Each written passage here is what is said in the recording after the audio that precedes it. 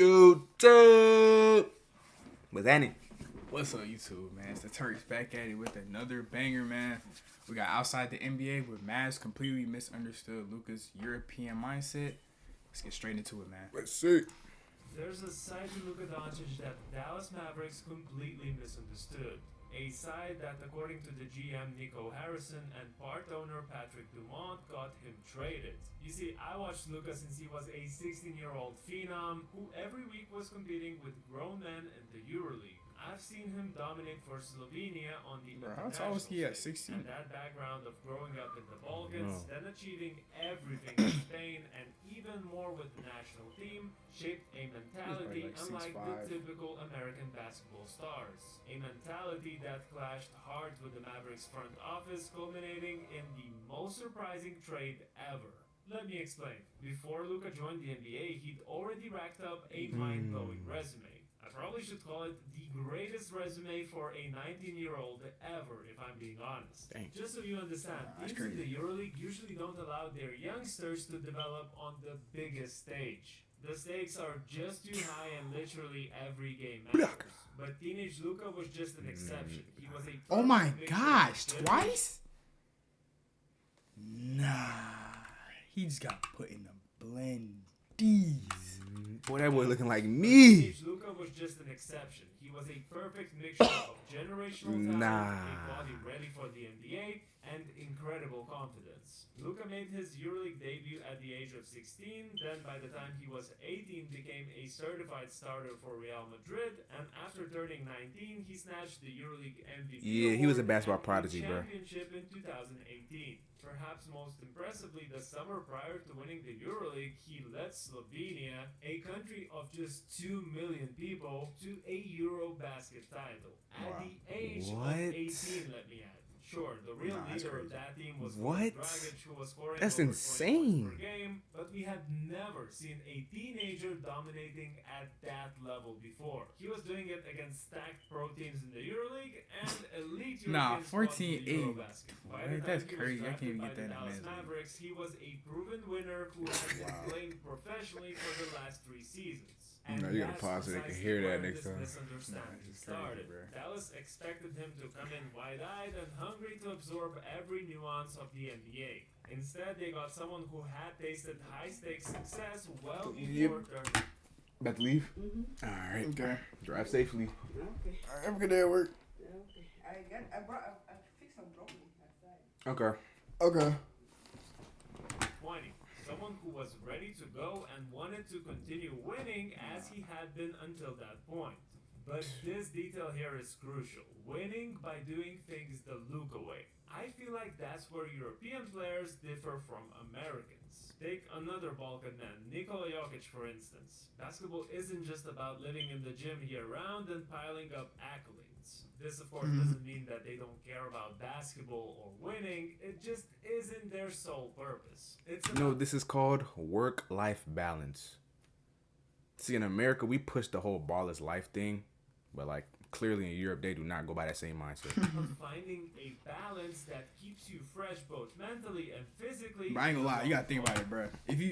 Certain people, a lot of people in America, if they don't do the ball's life, they're not making it. If LeBron did work-life balance, whatever it is, and didn't do ball's life, he would not be LeBron. I know ball. Why you think that? What you mean?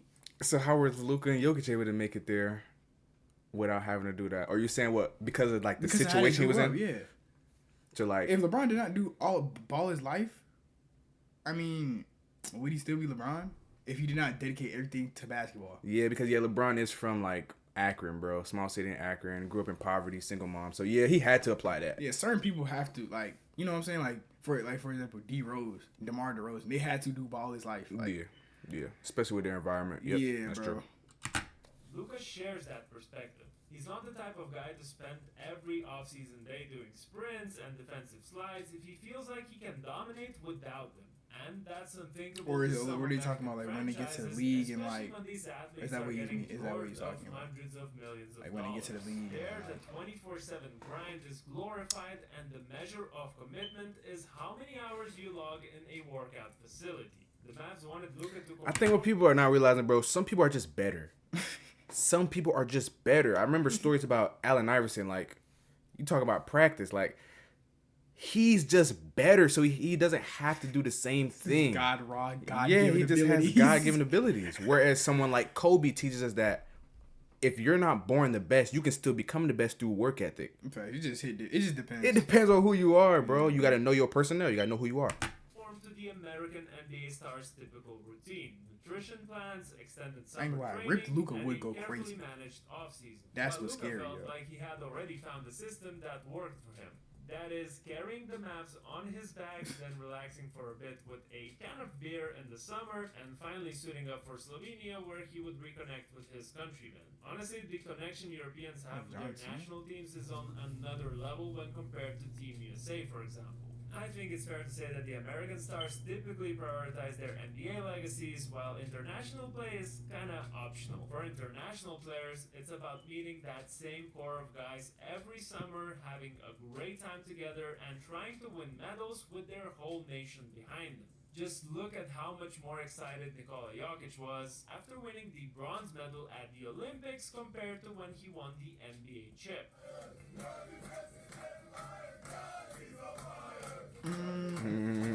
Now let's look at Giannis as an example. Although he's also European, his mentality reflects a more American-style grind path.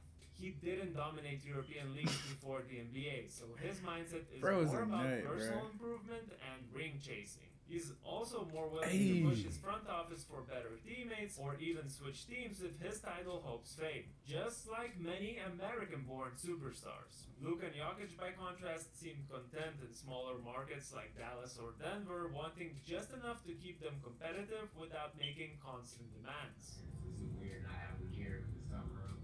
It's weird because we always have good night before the game. That difference in priorities man. only deepened Dallas's confusion about Luka's end goals. Another source of friction was how Luka handled adversity in games. More specifically, his notorious arguments with the referees that then would result in lack of effort on defense. Everyone's seen the clips. He drives hard, doesn't get a call, That ain't spends a few happening on a seconds team with jawing JJ at the Redick, ref, bro. I ain't while the gonna lie. other team runs down the floor for an easy bucket.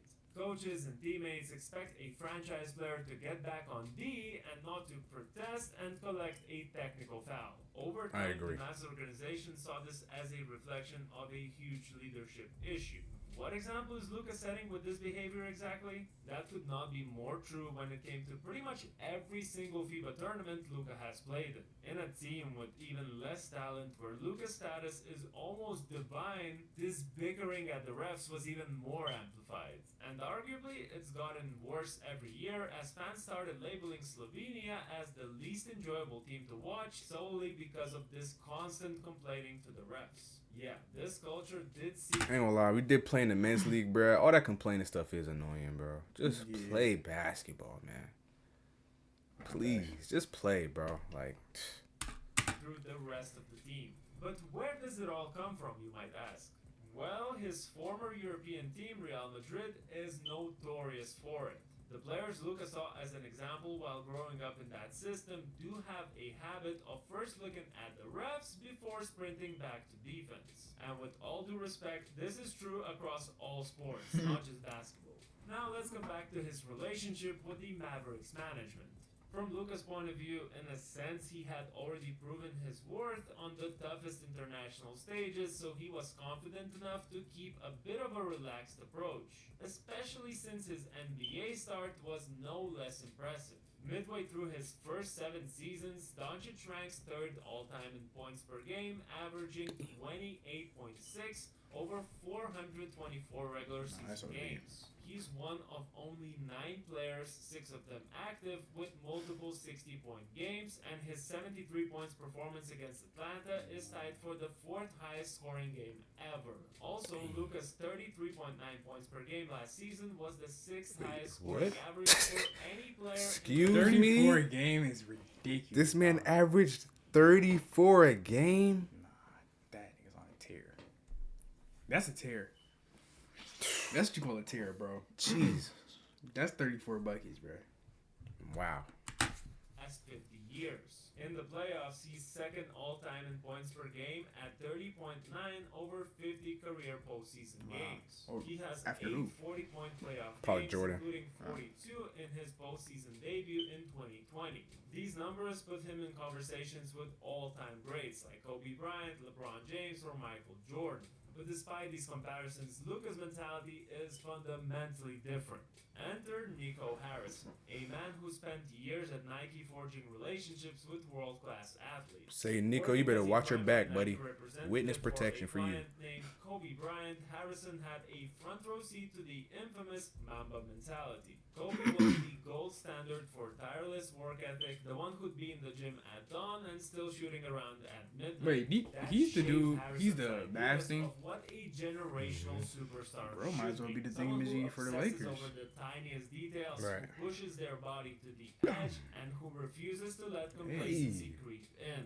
Then he Kobe's looks a at Luka, dog. seeing a once-in-a-decade talent who shows up to camp carrying extra pounds, who might skip a workout in favor of fun downtime, and who will fire back at the refs instead of getting back to grind on defense. It's not that Harrison doubted Luka's abilities. He doubted his willingness to change those bad habits. And So you once trade a those secrets generational got player. planted, Doesn't it make made sense. that much harder for the Mavericks to commit to a max contract extension. Patrick Dumont stepped up recently, making it clear that the Mavericks were staying in Dallas, essentially dispelling those Las Vegas rumors. He said they wanted to establish a firm culture around no-nonsense, high-intensity leadership. Dumont also gave some questionable examples of work ethic, referencing Shaq and Larry Bird, but that's a completely different topic. Point was that the new Mavs owners and the GM didn't like what they saw. If Luka wasn't going to assume the leadership role that they imagined, why wouldn't they just look for someone who will? Personally, if what they say is true, I think the Mavs management were way too rigid with this idea of what a superstar is supposed to be like. And ultimately, this will go down as a generational fumble, especially considering the returns they got. Luka will continue being who he is and do things that made him great in the first place. Of course, hopefully he takes in some of the knowledge from LeBron. Imagine Max Christie's becomes his generational talent. talent. Nah, that'd be crazy. Imagine. Balance is key. Now I want to hear your thoughts. Are these all just excuses from Mavs management after one of the worst trades of all time? Let me know in the comments below. Don't forget to subscribe to this channel for Yo, more that NBA thumbnail's content crazy. through and overseas. Yo, that thumbnail's OC over there, bro. My thoughts, Nick Nurse, you fumbled a historic bag, bro. A historic one. Yeah, bro, that's terrible, bro. That's I bet any normal person with common knowledge just wouldn't do this. But hey, bro, I'm not an NBA GM for a reason. Clearly, this dude kind of looks like Luka. Nah, yeah, this dude does kind of like Luka. Yeah, That's crazy. But yeah, that's besides the point. Hey, man, shout out outside the NBA. facts. Link will be in the description. Facts, man. Y'all leave a like, comment, and subscribe down below. Comment videos y'all want to see. Please, man. We're gonna catch y'all in the next video, man. Don't forget to shout out God. Facts.